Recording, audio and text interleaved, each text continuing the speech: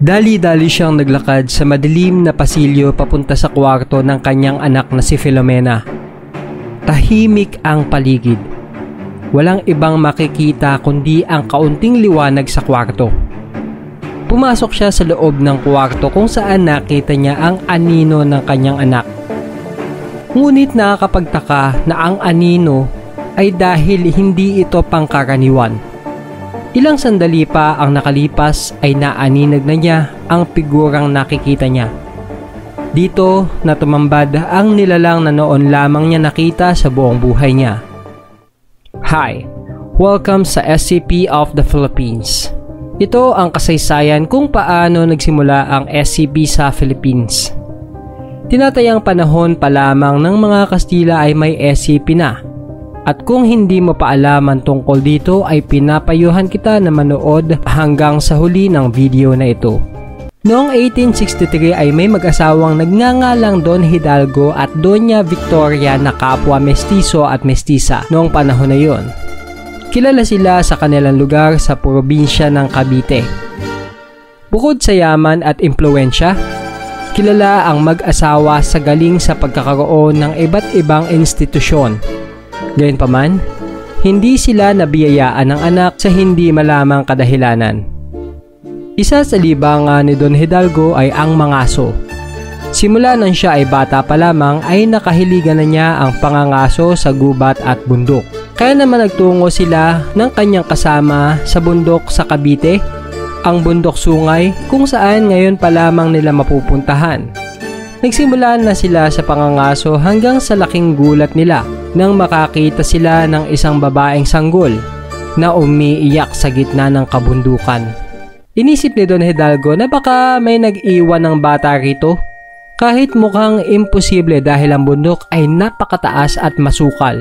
Nang ibabaw na lamang ang kanyang saya dahil babalakin niya na ampunin ang batang ito na kalaunay pinangalanan niyang Filomena. Lumaking masaya si Filomena sa kamay ng mga umampun sa kanya kahit na sa totoo'y hindi pa nila sinasabi rito ang kanyang kalagayan. At noong ika-12 taon nito sa mismong kaarawan ni Filomena ay ipinagtapat ng kanyang mga magulang na siya ay napulot lamang sa bundok Sungay. Matapos nito ay may maliit na kahon na iniabot si Don Hidalgo sa kanya kung saan naglalaman ito ng isang kakaibang pulang bato. Natagpuan nito malapit sa batang Filomena kaya inisip niya na baka ito ay iniwan kasama ni Filomena sa bundok. Matapos nito ay iniwan na ni Don Hidalgo kay Doña Victoria si Filomena para kausapin. Kausap ni Doña Victoria si Filomena at ipinahawak ang pulang bato. Nang walang ano-ano'y biglang may parang kidlat na tumama sa lugar nila. Gulat na gulat si Don Hidalgo kaya dali-dali siyang pumunta sa silid ni Filomena. Dito ay nakita niya ang pag-atake ng isang halimaw sa kanyang asawa. Halos madurog ang katawan nito sa pag-atake. Agad namang hinanap ni Don Hidalgo si Filomena, ngunit hindi niya ito makita. At natakot na lamang siya sa konklusyon na ang halimaw na ito ay si Filomena dahil sa pulang batong nakakabit dito. Hindi niya alam ang gagawin niya hanggang tumulong na lang sa pag-atake ang kanyang mga katulong sa bahay upang mapuksa ang halimaw. Pero halos lahat sa kanila ay hindi nakatakas sa mga kamay ng halimaw na ito.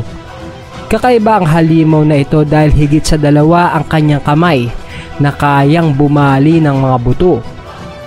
Umiiyak man para sa kanyang asawa at anak ay pinili ni Hidalgo na kuhanin ang kanyang paboritong baril, ang Winchester rifle, at inobserbahan ang halimaw. Tinignan niya kung paano niya ito mapapahinto. Dahil sa laki nito ay hindi niya alam kung paano mapupuksa ang halimaw na ito. Gayon din ang pag-iisip na ang halimaw na ito ay ang kanyang anak na si Filomena. Bilang isang mangangaso ay alam niya na may kahinaan ang halimaw na ito kung saan pinuntirya niya ang pulang batong nakadikit sa bandang dibdib ng halimaw. Matapos ang ilang subok ay tinamaan niya ang pulang bato kung saan nasaktan nga ang halimaw na ito. Matapos ang ilang oras ay naikulong na din nila ang halimaw sa underground ng mansyon ni Hidalgo. Well, hindi din kasi kayang patayin ni Hidalgo ito dahil alam niyang anak pa din niya iyon. Nilihim niya ang tungkol sa nilalang na ito dahil kapag nalaman ito ng simbahan ay baka siya ay itiwalag at isumbong sa pamahalaang Kastila na nohoy masyadong mahigpit kahit na ikaw ay mestizo. Lumaon ay humina ang katawan nito at unti-unti na ding namatay dahil sa malnutrisyon. Pero hindi tumigil na maghanap ng sagot si Hidalgo. Kahit nagluluksa sa pagkawala ng asawa at anak, ay bumalik siya sa bundok sungay kung saan baka makakita siya ng sagot sa pinagmulan ni Filomena. Dito ay napagtanto niya na kung sakaling may mga gantong kakaibang nilalang na hindi pa natutuklasan ay sobrang magiging mapamuksa sa mga tao sa Cavite. Gamit ang kanyang sariling pondo at pera ay nagtatag siya ng sikretong organisasyon kasama ng kanyang mga kaibigan. Pinangalanan nila itong Lihim na Kapisanan sa Pambihirang Nilalang o LKPN. Nagsilbi itong lihim noong panahon ng mga Kastila dahil may revolusyon na naganap at ayaw nilang mabuwag ang organisasyon kapag nalaman ito ng pamahalaang Kastila. Nang lumaon, nang ito ay tumagal, ito ay binago sa pangalang Sealed Creatures Program of the Philippines noong Disyembre 1899 dahil ang organisasyon ay lumalawak na. Si Don Hidalgo naman, na siyang nagtatag ng SCP of the Philippines ay nananatili pa ring aktibo ang samahan na ito matapos ang ilang daang taon.